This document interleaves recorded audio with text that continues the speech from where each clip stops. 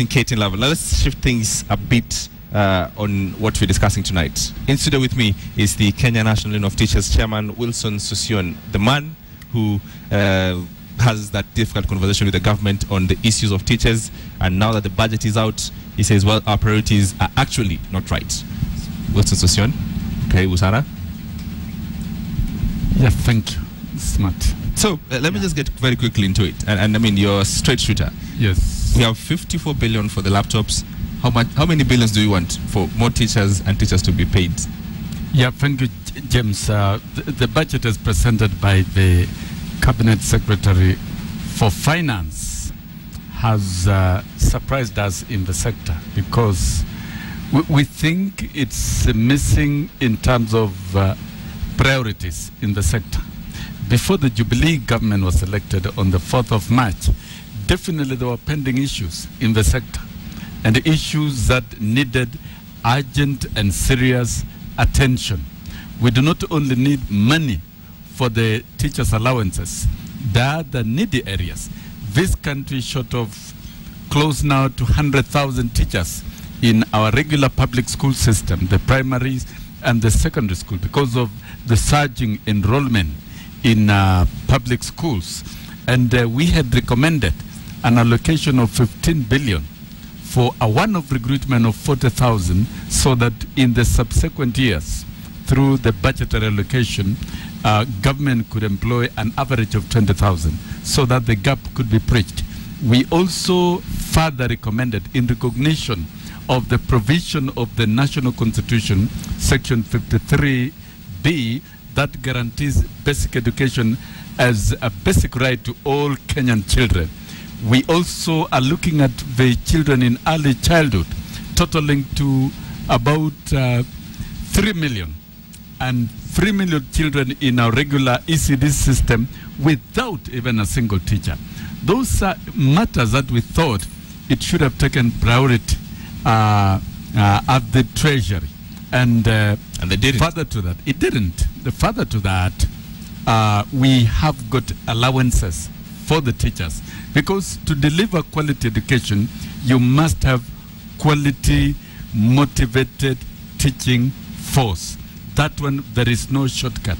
And we negotiated these packages in 1997, both salaries and allowances.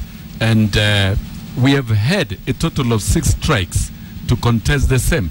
And out of the 6 strikes, we have agreed with the government and disposed of the basic salaries. And last year, during the strike last year, we disposed of 2 other allowances, the hardship allowance and the special allowances.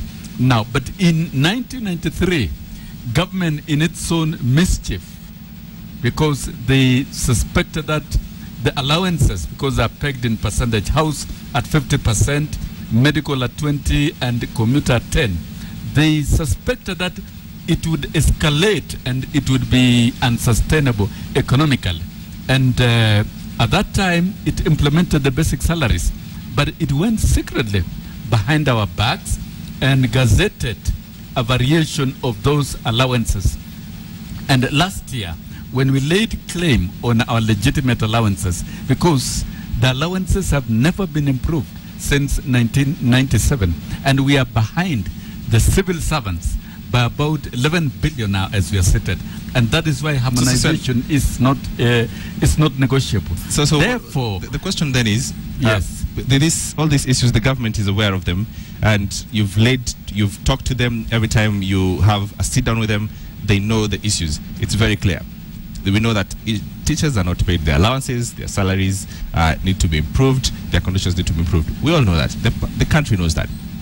So what happens now that we have a budget and these issues are not being factored in? That is why we are saying these issues should have been given the top priority. So what happens now that they have allowances and recruitment of sufficient number of teachers before introducing any other flagship program?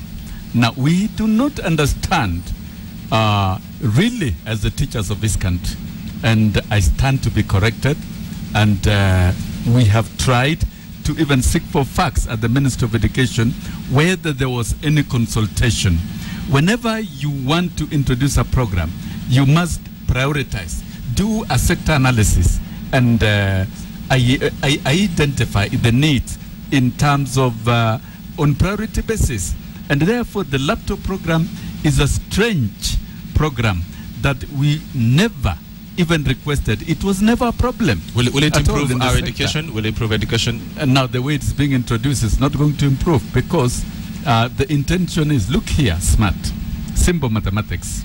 We requested for 15 billion to employ 40,000 teachers.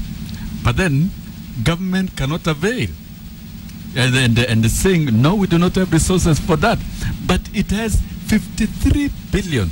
We are wondering whether it's the same taxes or is money that is landing from the moon or from some strange sources. 53 billion all of a sudden is available for a project that we are not sure about. And we are saying the school system is not ready for this. It's being hurried and will incur a lot of losses. And we will even be a little bit more suspicious. So what happens? That probably it could be another golden bug. Golden bug, remember, it was 50 billion. This one is 3 billion above that. And that is why we are contesting. As the teachers of this country, we have a right to say, a right of say over the budget. This must be known. And that is why we are saying now at this time, so that we can stop this business of unrest and strikes, we want to give Kenyans peace. We want to give the children of these Kenyans peace. Can you transfer the 53 billion of the laptops to pay the teachers' allowances? If that hasn't happened? If that doesn't happen, then you are all aware. You are in Kenya. We are planning a nationwide strike. That is not going to be very easy for this government, and we are giving the government a chance. In the next few coming days, it can make a difference. So we are urging Parliament, redirect, and we are urging the Committee on Education and also the Committee on Budget. Can you suspend this program and direct this money to the priority areas? Pay teachers, number one, pay teachers allowances. Number two, employ sufficient teachers for ECD. Number three, employ sufficient teachers for public schools. And there is all the evidence. This is a budget of 1.6 trillion from the taxes of Kenyans, taxpayers. And therefore, you must give the taxpayers value for their money by giving them the services they so desire. And in this country, if this budget, if it can allocate sufficient resources for the healthcare system, then you have assisted every household in this country. If education can be financed very well. I must ask you this. My final question, 1 minute. If you look to that camera, the president is watching. 30 seconds, what will you tell him? The president? Yes, that camera, 30 seconds. Mr. President, you have a chance and an opportunity with us as teachers. Listen to our piece of advice. Involve us in this process. Suspend the laptop project for the time being and transfer that money, clear the issues of teachers' allowances, and recruit enough teachers, and then look for money and introduce the laptop program in a more organized way. And we are more willing to assist. And in fact, we would like the laptops to be utilized, to be given to every Form 4 leaver proceeding to tertiary institutions and the universities. They start there. And then we have the desktops for the primary school, the ECDs, yes, and the secondary schools. And by the year 2018, we can have that. Yes, we'll have a better education system. Let's do this. Let me have you next week. Let's see if the president listened to you and perhaps change of heart. I believe he listens. Believe he listened. So let's have this conversation next week. Thank you. All right. Thank you very much, Sossion. I'll be talking to the chairman of the Kenya National Union Teachers, Chairman Wilson Sossion. He doesn't mince his word. He says it's very clear. Redirect the 54 billion Kenya shillings to teachers' salary and allowances, and then we can have a conversation on how to have this flagship program. This is KTN Livewire. My name is James Smart. Enjoy the rest of the week.